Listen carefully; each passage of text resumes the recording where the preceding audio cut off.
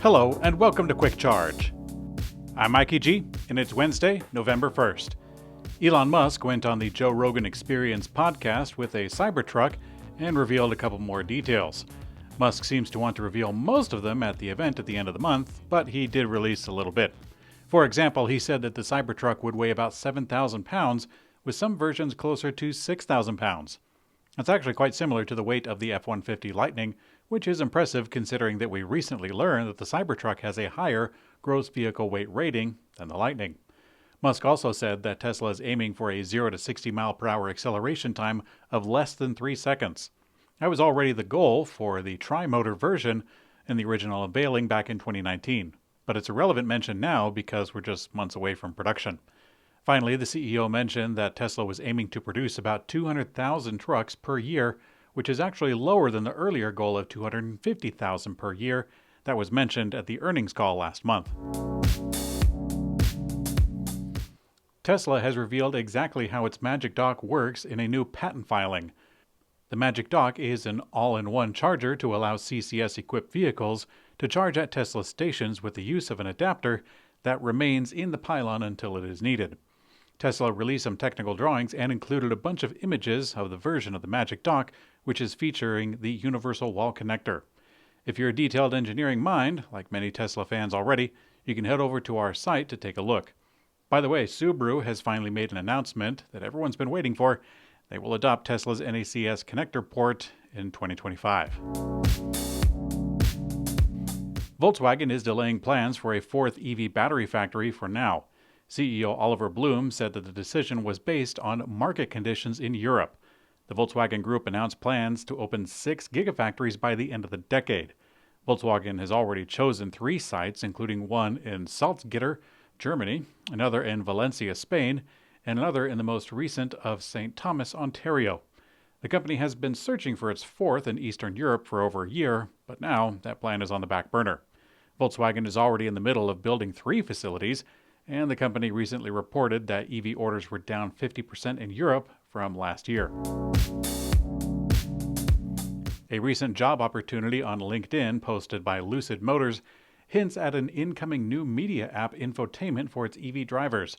According to the new role of Senior Product Manager Media Partner Management, one of the key responsibilities will include working with Apple Music, Amazon Music, and other media app partners. Now, given this information, it appears that the addition of Apple Music is imminent. The automaker finally introduced Apple CarPlay to Air owners via an over-the-air update this past March, so further integration of Apple technology does make sense. Now, regarding the so-called other media apps, Lucid already has Spotify, Tidal, and iHeartRadio available. With Apple on the way, it could be very well Amazon Prime Video, Apple TV, Netflix, possibly YouTube. Although Toyota expects record growth this fiscal year, it's cutting its EV sales forecast by nearly 40%. The company said that the lower forecast is, quote, reflecting the decline in the Chinese market. Now, in Toyota's latest questionable strategy shift, the company will lean into hybrids to, what they say is, avoid the price competition in the EV market. Now, hybrids already account for around 28% of Toyota's global sales. The company still expects to sell 9.6 million vehicles this fiscal year, but with significantly lower share of electric. And still, despite all this, the company is investing heavily in electric vehicle batteries, although those are still used in hybrids to a degree. Stellantis has announced big sales numbers in the European market, a 7% year-on-year sales uptick with a 37% boost in EV sales in Europe, actually beating out Tesla. Now, once a fierce critic of the European Union's push to restrict internal combustion engine vehicles, Stellantis is now reaping rewards from its shift to focus on EVs. A good boost came from a country called France, which implemented a revised green bonus incentive for European-made cars while freezing out Chinese brands. China has taken a good spot in Europe's EV market over the past years, with Chinese brands taking 8% in 2022. The French government also rolled out a big cash incentive for first-time EV buyers, as long as they get a car made in the European Union. Hyundai and Kia's most popular electric models set new records for sales, with momentum continuing by the end of the year, or so they hope. Kia's EV6 set a new record for October with 1,542 models sold, up 30% over last year. Although Kia doesn't provide a breakdown for its Niro EV model, the company did say that overall EV sales were up 83% year over year. For September, Hyundai's IONIQ 5 reached 2,979 units, up 89% from last year. In total, the automaker has sold 28,285 of the IONIQ 5 model in the U.S., which is one of the best-selling EVs. Hyundai also sold 1,239 of the IONIQ 6 model, as sales reached 9,557 for the year of 2023. Looking ahead, the company recently announced the 2024 IONIQ 6 will start at $38,615, which is over $4,000 less than this year's model. Rivian owners should get their trips in quickly as free EV charging at Adventure Network sites is about to end. Rivian said that it will begin billing customers for Adventure Network EV charging starting in early November. Rivian had around 30 sites in April, with each having 6 fast chargers.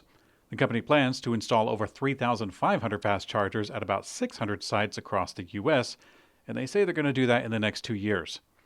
The company is also installing over 10,000 Level 2 chargers in popular destinations across North America through what they call Rivian Waypoints. Now, although the EV charging network is exclusive to Rivian drivers, the company does plan to open it to other brands coming soon. In today's community comment found on YouTube, a couple of you noted that VinFast might be leasing battery packs back to customers, which can account for the low $20,000 target price for a potential upcoming USA sold car. I'm not really sure if they will be leasing batteries after all. As recently as January at the LA Auto Show, a VinFast representative was touting the battery lease program as a good thing for the buyers, but it seems that at least a few folks are under the impression that it's totally gone. At a cursory glance, I could not find it on the VinFast website. Hopefully that landmine for consumers is behind us. I can't imagine that that was a driver for sales, the way that the marketing person tried to make it sound. In either case, whether they lease a battery or not, I think that VinFast has an uphill battle against them. For a new brand, a new company, and even a new country to sell cars in the USA, I think that has the deck stacked against them. But what do you guys think? Let me know in the comment section. Thanks for watching Quick Charge. I'm Mikey G, and I hope you have a great day.